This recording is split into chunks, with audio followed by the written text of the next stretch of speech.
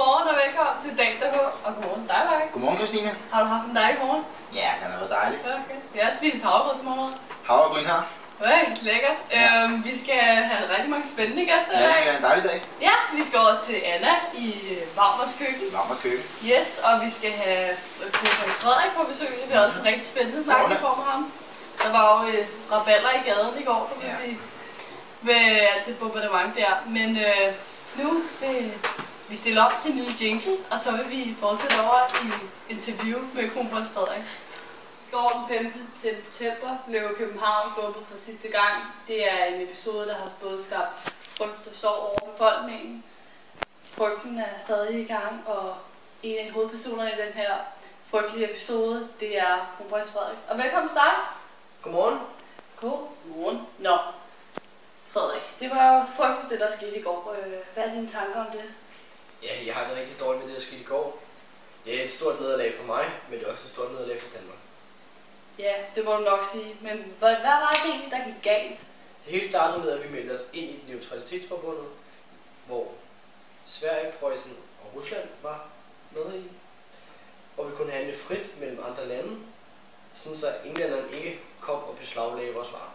Det lyder jo som en rigtig positiv ting, men hvordan kunne det gå galt?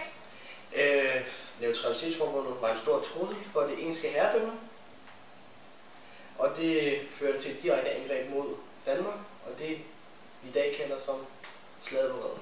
Ja, vi husker jo alle de slag, hvor Horatio Nelson han ødelagde dele af den danske flåde. Ja. Også de fleste nok også husker, at vi gik i gang med fredsforhandlinger med englænderne, som vi ville have, at vi skulle træde ud af det neutralitetsforbundet. Men nej, men vi blev nødt til at forholde os til det, da Napoleon og den russiske zar Alexander den 1. kom overens, og Danmark var nu det eneste land, som var neutralt i Europa.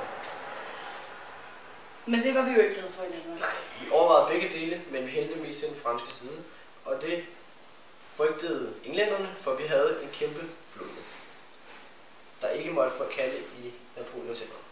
Hvad gjorde vi så? De ville have, at danskerne udvidede deres flåde. De opnåede så det, de ville, kan man sige. Ja, men for danskerne var det et stort tab, der kom til at have betydning for den danske samfund, og alt vores søhandel var nu stoppet. Nå, men der var ikke andet at gøre end for at håbe på det bedste, og så må du have held og lykke med alt det der. Nå, tak. Bøvl. Men nu kommer Anna ind med noget mad til os, nogle hakkebøffer. Det glæder vi os rigtig meget til. Hej Anna. Hej. Hvordan går det? Jamen det går fint. Jeg er i gang med at lave noget stuekål her. Ej, hvor lækkert. Er det sådan noget, man spiser ude i de små hus i landsbyen? Ja, det er i hvert fald en meget populær ret lige her for tiden. Det lyder super lækkert. Hvordan laver du det? Hvad er du i gang med lige nu? Lige nu, der har jeg kogt det her kål, og så har jeg taget viden fra, og så nu er jeg i gang med at finhakke det, så det bliver sådan nogle små fine stykker. Okay, hvad skal man så gøre? Så hælder man det over i noget fløde, og så varmer man det, så koger det, hælder det sammen med nogle ingredienser. Nå, Anna, nu har du fået hakket kålen. Hvad skal vi så? Nu skal vi i gang med at lave flødesovsen, som det her kål skal hældes op i. Så derfor vil jeg gå i gang med at stege noget smør. Sådan.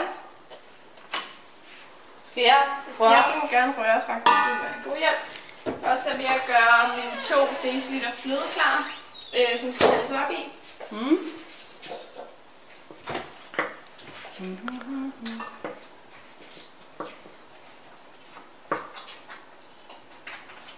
Jeg kan se, at der ligger nogle hakkebøffer klar på siden af dig. Er det det, vi skal have? Ja, det er helt almindelige oksekødsbøffer.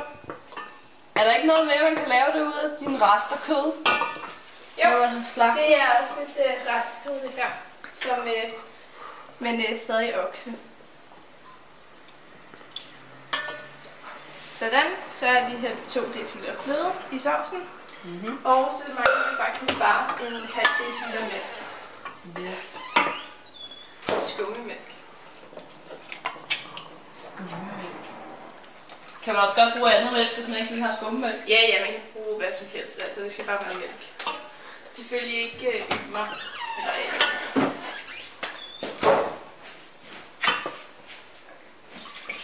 Sådan. Ej, det spoiler. Og så skal det egentlig bare koge, ikke? Ja. Så vil jeg sende os over til mig, som står klar med en vejrudsigt. Godmorgen og velkommen til vejret. I går regnede det med mange bomber, men det gør det ikke i dag. I dag er der meget solskin. Det kan blive helt op til 17 grader. Der er lidt vind fra den vestlige retning, men ikke så meget igen. Lidt op i det nordlige Jylland er der et par skyer, men det er heller ikke noget særligt. Så I kan godt tage fat i solhatten og solcreme og komme ud på stranden og få hygget jer efter gårdsdagens hændelser. Og nu over til Anna i køkkenet. Ja, og Anna har ikke lavet rigtig lækker mad, og der kommer Michael. Det er lystid. Frokost. Så der er hakkebøf. Ja, det er hakkebøf, lidt kødrester fra okse. Og så har vi noget stuet kål og noget hjemmebagt brød. Lad os smage på det. Det vil jeg have